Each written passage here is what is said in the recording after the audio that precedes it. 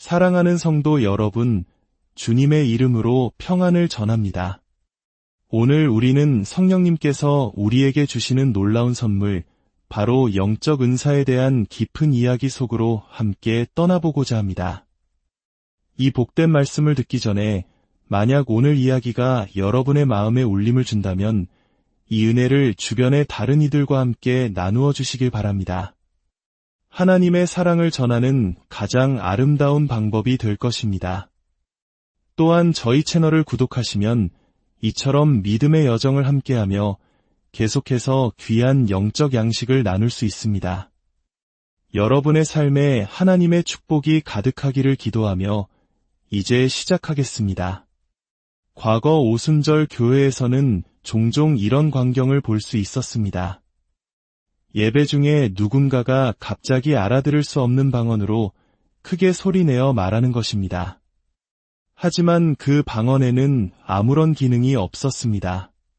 공동체를 위한 사역으로 이어지지도 않았고 통역이 뒤따르지도 않았습니다. 그저 그 자리에 있던 믿음이 연약한 이들에게 혼란을 주고 때로는 두려움까지 안겨주었을 뿐입니다. 이것이 바로 방언의 은사를 잘못 사용하는 대표적인 예입니다. 우리는 공적인 예배 모임에서 가장 중요한 목표가 무엇인지 항상 기억해야 합니다. 그것은 바로 함께 모인 형제자매, 즉 성도들의 믿음을 굳건히 세우고 그들에게 축복이 되게 하는 것입니다. 다른 모든 것은 이 목표 아래에 있어야 합니다. 성경은 이에 대해 명확한 지침을 줍니다. 고린도전서 14장 28절에서 사도 바울은 이렇게 말합니다. 만일 통역하는 자가 없으면 교회에서는 잠잠하고, 여기서 교회라는 단어는 단순히 건물을 의미하는 것이 아니라 성도들이 함께 모인 공적 예배를 의미합니다. 만약 이 단어가 우주적인 교회를 뜻한다면 우리는 항상 교회 안에 있는 셈이니 잠잠할 순간이 없겠지요. 따라서 이 말씀은 명백히 공적인 모임을 염두에 둔 것입니다. 바울은 계속해서 말합니다. 자기에게와 하나님께만 말할 것이요. 이 말씀은 우리에게 놀라운 대안을 제시합니다. 마음속에서 방언으로 기도하고 싶은 뜨거운 열망이 솟아오르지만 지금 이 자리가 통역이 없는 공적 예배의 현장이라면 어떻게 해야 할까요? 해답은 아주 간단합니다. 아주 작은 목소리로 숨소리처럼 조용히 기도하는 것입니다. 바로 자기 자신과 하나님께만 들리도록 말입니다. 저는 성령 세례를 받은 지 10년이 넘도록 이렇게 조용히 방언으로 기도할 수 있다는 사실조차 몰랐던 사람들을 많이 만나보았습니다. 항상 큰 소리로 해야만 하는 줄 알았던 것이죠. 하지만 그렇지 않습니다. 예배 시간 내내 방언으로 기도하고 싶으신가요?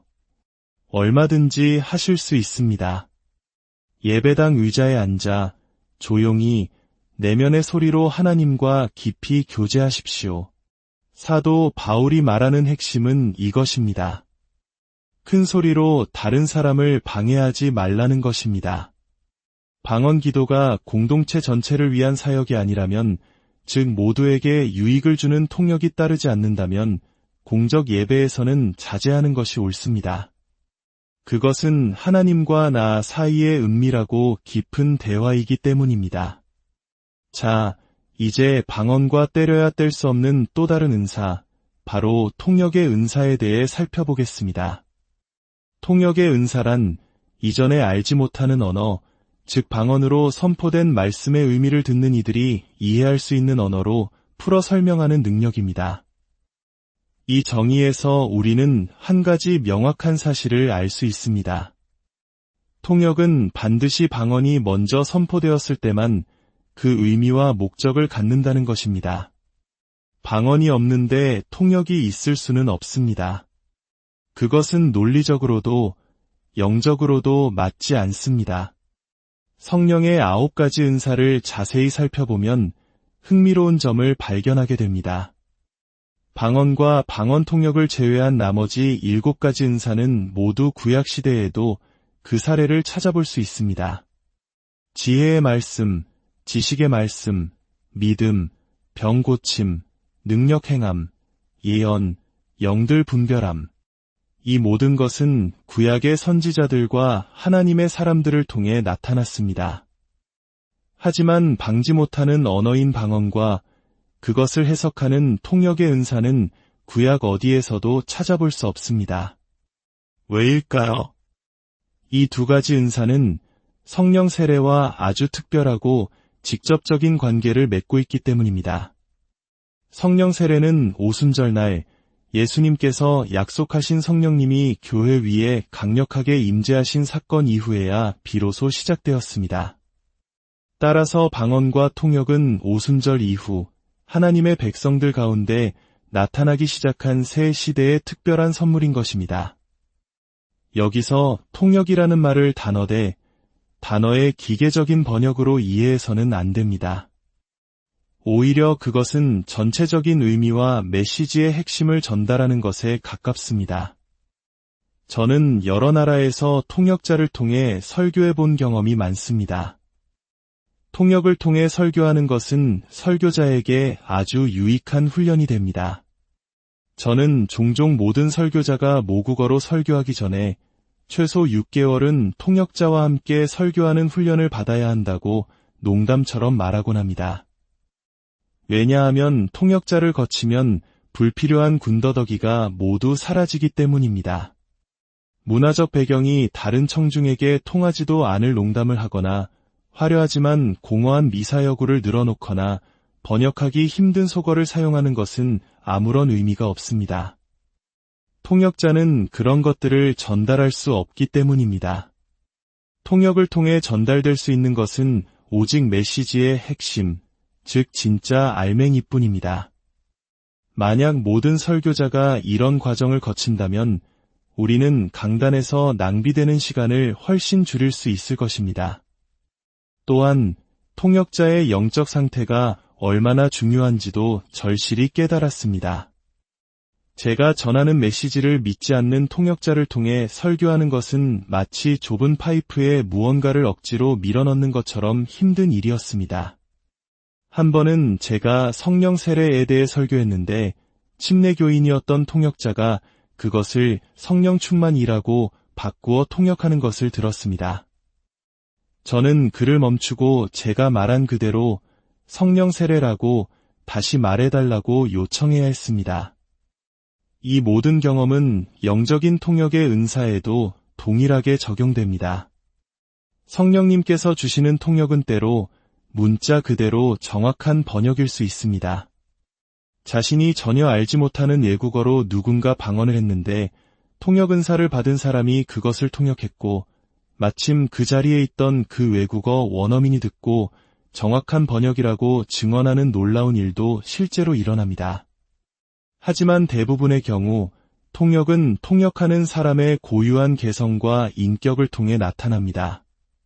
하나님께서는 우리의 개성을 무시하거나 지워버리지 않으십니다. 오히려 그것을 귀하게 여기시고 사용하십니다. 구약의 선지자들을 보십시오.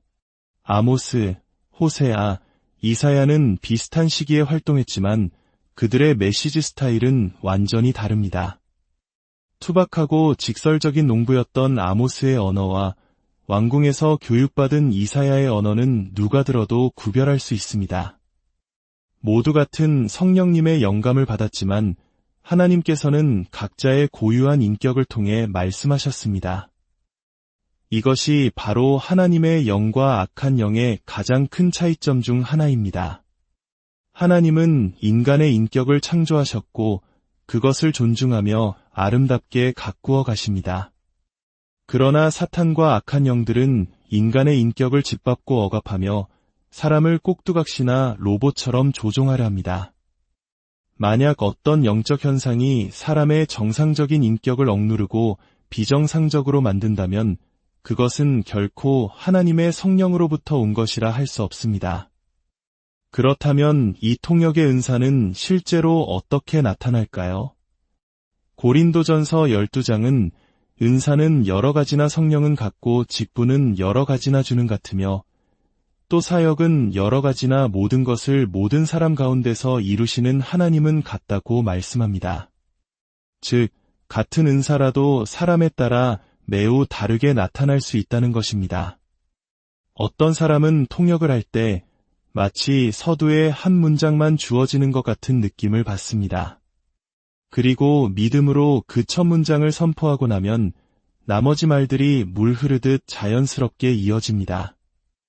이것이 보통 제가 경험하는 방식입니다. 만약 제가 주님, 전체 메시지를 다 주시면 말하겠습니다 라고 버틴다면 저는 아마 한마디도 하지 못할 것입니다. 믿음 없이는 하나님을 기쁘시게 할 수 없기 때문입니다. 하나님께서 주신 작은 시작을 믿음으로 붙잡고 나아갈 때 그분께서 나머지를 채워주십니다. 또 다른 사람은 방언이 선포될 때 마음속에 어떤 생각이나 성경 구절이 떠오를 수 있습니다. 혹은 어떤 이미지가 보이거나 두루마리에 글씨가 쓰여 있는 것을 보는 사람도 있습니다. 또 어떤 이에게는 하나님께서 정확한 단어가 아닌 전체적인 영감과 생각을 주시고 그것을 자신의 언어로 표현하도록 맡기시기도 합니다. 한 루터교 목사님은 자신의 교회에서는 방언이 선포되면 다른 성도가 마음속에 떠오른 그림이나 환상을 묘사하는 방식으로 통역이 이루어진다고 간증하기도 했습니다. 이처럼 은사가 나타나는 방식은 다양합니다. 중요한 것은 우리의 믿음입니다. 예수님께서 내 믿음대로 될지어다라고 말씀하신 것처럼 우리가 믿음으로 구할 때 하나님께서는 각자에게 가장 적합한 방식으로 은사를 부어주십니다. 제가 시카고에서 겪었던 한 강력한 경험을 나누고 싶습니다. 수백 명이 모인 집회에서 제가 마이크 앞에 섰을 때 한 자매님이 아주 명료하고 권위 있는 방언으로 메시지를 선포했습니다. 그 순간 저는 그 통역이 저를 통해 나올 것이라는 것을 직감했습니다. 저는 제가 무슨 말을 하게 될지 전혀 몰랐지만 믿음으로 입을 열었습니다. 그리고 제 입에서 나온 말은 저 자신을 놀라게 했습니다. 그 메시지는 주님의 재림이 임박했다는 것에 대한 것이었고 두 가지 핵심 내용이 있었습니다. 첫째, 인간의 이성적인 생각으로는 주님의 재림이 얼마나 가까운지 결코 계산할 수 없다. 둘째, 오늘 밤 이 자리에 있는 사람 중에 주님이 오실 때까지 살아있지 않을 것이라고 장담할 수 있는 사람은 아무도 없다. 두 번째 메시지는 저에게 큰 충격을 주었습니다. 저는 회중을 둘러보았고 백발이 성성한 어르신들도 많이 계셨습니다. 참으로 엄청난 선포로구나라고 생각했습니다. 하지만 그 메시지는 제 생각에서 나온 것이 아니었습니다. 그것은 성령님께서 주신 강력한 경고였습니다. 저는 그 말씀이 진실이라고 믿습니다. 우리는 주님의 오심이 매우 가까웠음을 깨닫고 항상 깨어 준비해야 합니다. 전 세계에 서로 다른 대륙과 문화권에 있는 성령 세례받은 공동체들 안에서 저는 지난 수십 년간 동일한 메시지가 방언과 통역을 통해 선포되는 것을 수없이 목격했습니다. 주님의 오심이 심히 가깝다. 이것은 특정 교리나 가르침의 결과가 아니라 시대를 향한 성령님의 다급한 외침입니다. 요한계시록의 말씀처럼 성령과 신부가 말씀하시기를 오라 하시는도다. 지금이 바로 그때입니다. 사랑하는 성도 여러분, 사도 바울은 고린도전서 14장에서 이렇게 권면합니다. 나는 너희가 다 방언 말하기를 원하나 특별히 예언하기를 원하노라.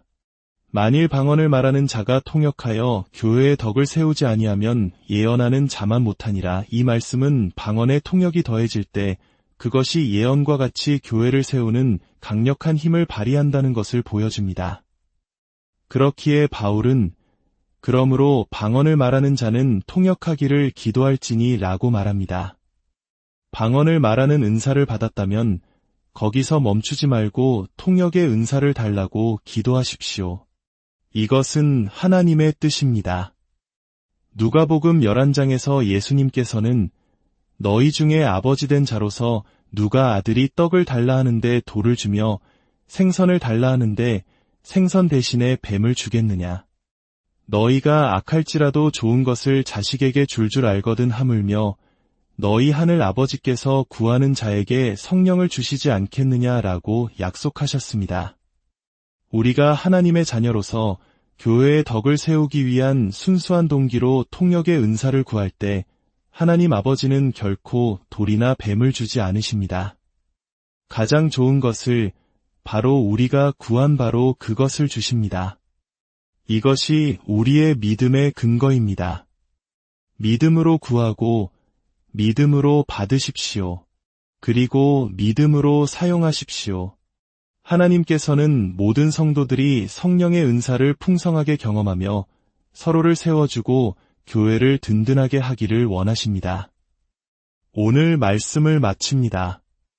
여러분 각 사람의 삶 위에 그리고 여러분이 섬기는 가정과 교회 위에 성령님의 놀라운 은혜와 능력이 강물처럼 흘러넘치기를 주님의 이름으로 간절히